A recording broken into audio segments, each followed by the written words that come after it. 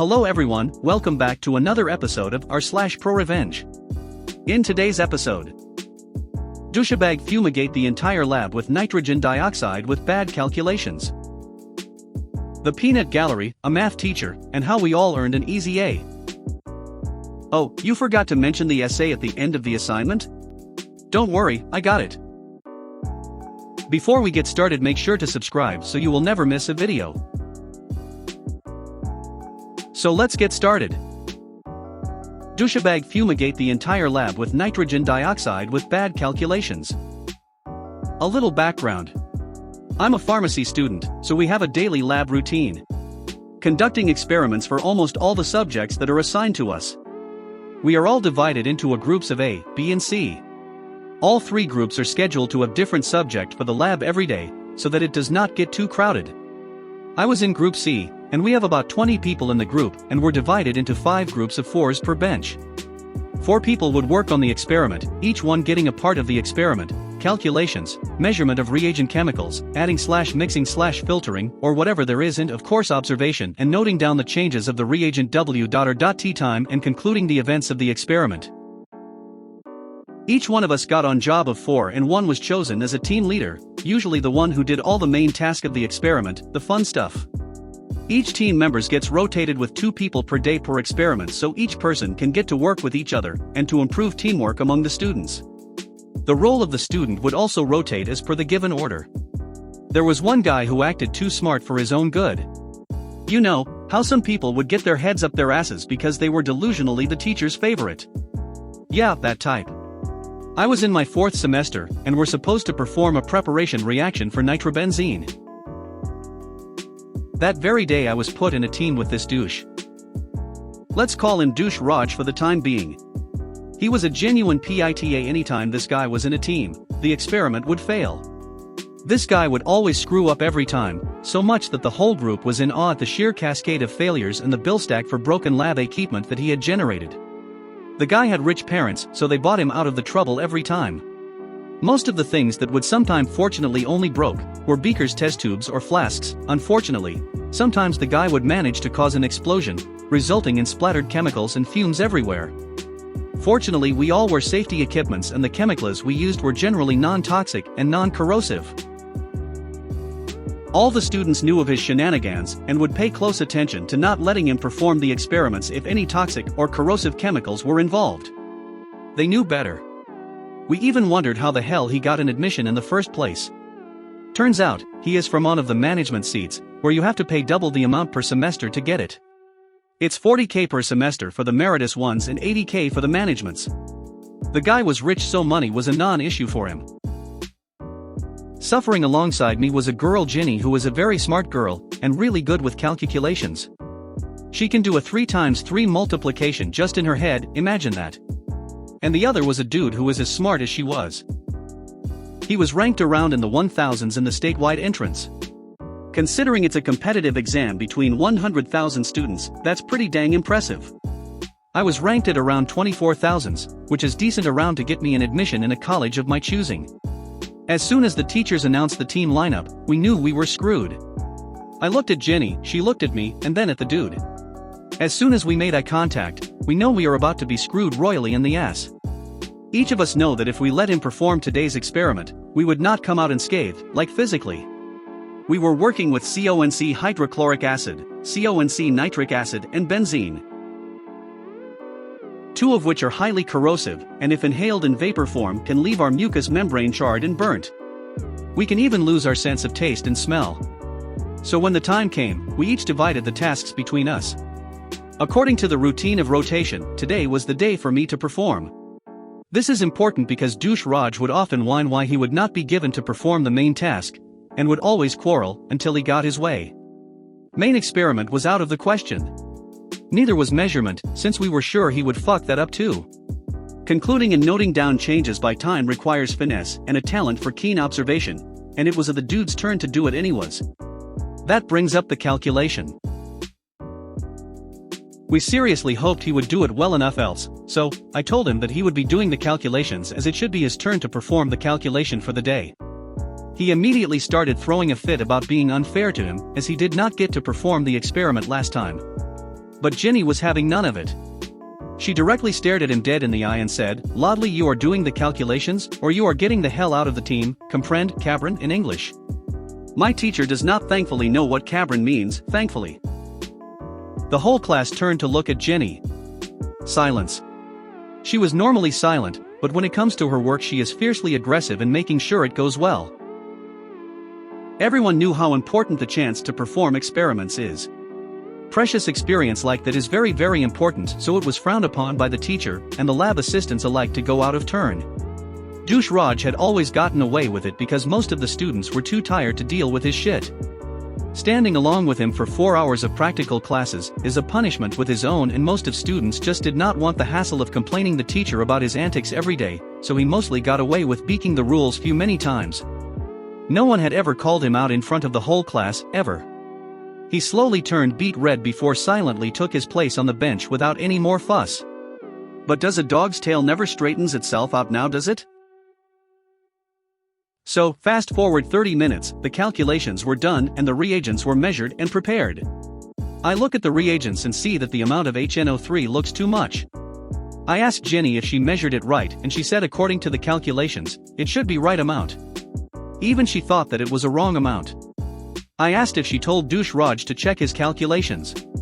And his reply was yes. It's correct. I calculated it twice already. Now carry on with the experiments already. I knew this would somehow end in a disaster. However, I had a brilliant plan of teaching a lesson to this dumb idiot. Cue malicious compliance. I used the reagents exactly as he had calculated. Mix the reagents in, HNO3 and HCl. Immediately, the flask went steaming hot.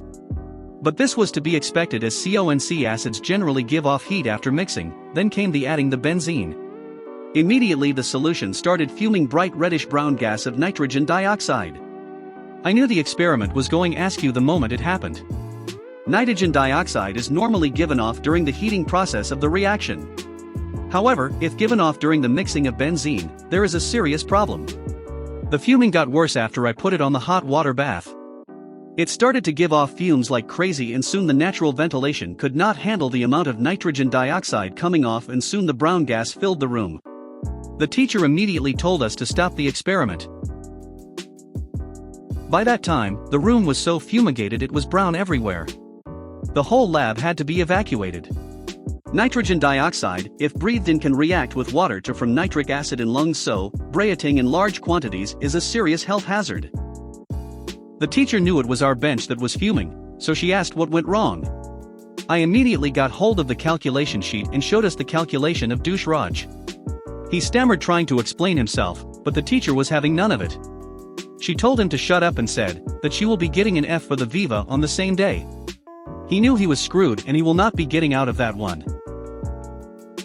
I know that it is not much of punishment for him, but considering that his mess up was not harmful enough for more severe punishment. However, as punishment, he was tasked with washing the equipments used by the whole class, a process in which he broke a couple of more equipments for which he had to pay about 5-6K for the damages, all for a mistake that could have been easily corrected. Remember his incompliance with the rules? Somehow, the word got to the principal's office over the matter, and he started investigating him. Turns out, Douche Raj had about 24K paid in damages and many complaints about incompliance with the lab rules. He was called in the office and was punished with 2-week suspension period for disorderly conduct and violating the safety protocols and lab rules. Hopefully the douche will take care with his calculations next time. The Peanut Gallery, a math teacher, and how we all earned an easy A. I posted this a few days ago in Wholesome, but I think it is a bit of both, so I am going to post it here as well, smiley face. Hello Reddit.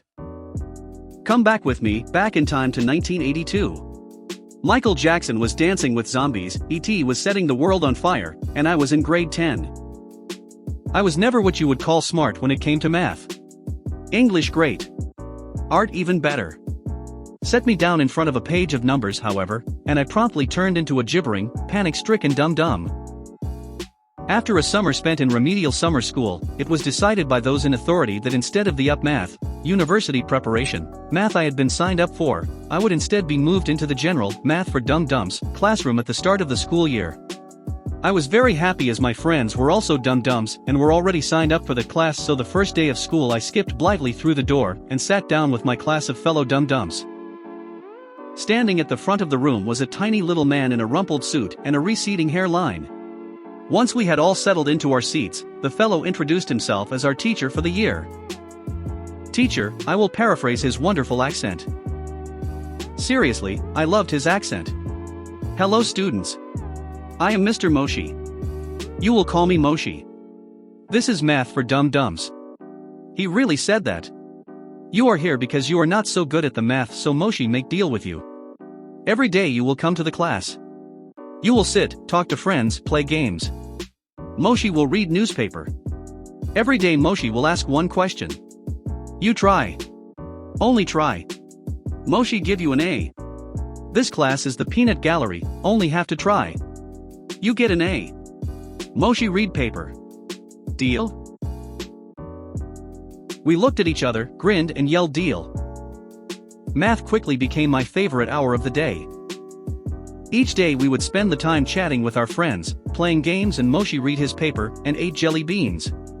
Before the end of each class, he would fold his paper, stand up and put a simple problem on the chalkboard for us to answer. This went on for about 2 months, when one morning Moshi came into the class looking completely panicked. His hands were shaking and he was white as a sheet, which for a man from India was impressive. Moshi is in trouble. Someone, rat teacher, tattled on Moshi. Tomorrow the school board is coming to review your class. Moshi might lose his job. I make a deal with you. You are Moshi's favorite dum-dums. Tomorrow when school board comes, Moshi will teach. You will pay attention. Ask smart questions. Do work. Moshi teach. School board will be impressed and Moshi will keep his job. Oh, how I love that man. After that Moshi will go back to reading his newspaper and you can go back to talking with friends. Deal? We looked around at each other. We had to protect our favorite teacher. Deal. The next day when we got to the classroom, there were 2 men and a lady in very dapper suits, scowling in the back of the classroom. We filed in quietly and took out our, still brand new, math books. Seriously, they were so new I think some of them creaked when they were opened, haha. We took out scribblers and pencils and calculators. We sat quietly like the perfect little students those big wigs expected to see. Enter Moshi. His suit was pressed. His shoes were polished. His hair was combed. This was serious. Never had 20 kids paid closer attention to a math lesson. All of us were riveted to Moshi and his chalkboard. We took notes, we asked questions, hell, we even answered questions posed by the school board monsters. We made sure we were absolutely perfect. At the end of the class, the school board drones left smiling after shaking Moshi's hand, and we breathed a huge sigh of relief while grinning at each other. The next day, Moshi came in the class beaming from ear to ear. Moshi loves his dum-dums. You all are wonderful. Moshi still has job. Today Moshi reads the paper, and you talk to friends. At the end of the year every single one of us had an A on our report cards. Wherever you are, Mr. Moshi, I wish you well. You were the best teacher ever. Oh, you forgot to mention the essay at the end of the assignment? Don't worry, I got it. I was reminded of this story while reading another post from earlier. I was a senior in high school and my history teacher assigned a 30-hour online course that was worth 30% of our final grade, as our final assignment in the class. On top of that, if you didn't finish the assignment in its entirety, she would give us a 0 on the entire assignment. For those of you doing the math, that means that if you missed part of it, and didn't already have a 100 in that class, you fail the class. Not only did she give us a total of 3 class hours to work on this assignment, but she forgot to mention the 3-paragraph essay that was required. It was on the assignment sheet, which no one in the class actually read, but it was a single sentence at the bottom of the second page. The assignment was hard enough. I was working 30 to 40 hours a week and barely had enough time to do my regular homework, much less some bullshit 30-hour assignment with non-skippable videos and quizzes. I actually had my brother do about half of it, and I lost out on sleep to finish the rest. I finally finished the shit the day before we had to turn in the assignment. Luckily, I would get to school really early, because as soon as I walked into the school my friend runs up and says, "Did you do the essay?" and then explained that we were supposed to write an essay on our thoughts of the assignment. Now at first, I was fucking pissed. She never mentioned this essay, and made it seem like the entire assignment was online. But then I realized what the essay was supposed to be about. Malicious compliance engaged. In the 30 minutes I had left before turning in the assignment, I turned into a writing machine. The essay only had to be 3 paragraphs, I wrote almost 3 pages. I explained how the assignment was a complete waste of time. I explained my irritation with not getting class time to finish such a large and tedious assignment. I explained how I didn't learn literally anything. I explained how much sleep I lost to complete this assignment and how several of the people in the class worked near full-time jobs outside of school. And I explained how incredibly inept the overall execution of the assignment was. I got a 0 on the essay part, but I got a 90% on the assignment, which brought my grade up to a B. Several people in my class failed the class because they didn't know about the essay until class started. If you made it to the end of the video, thanks for watching. Don't forget to like, subscribe and share, and we will see you in the next video.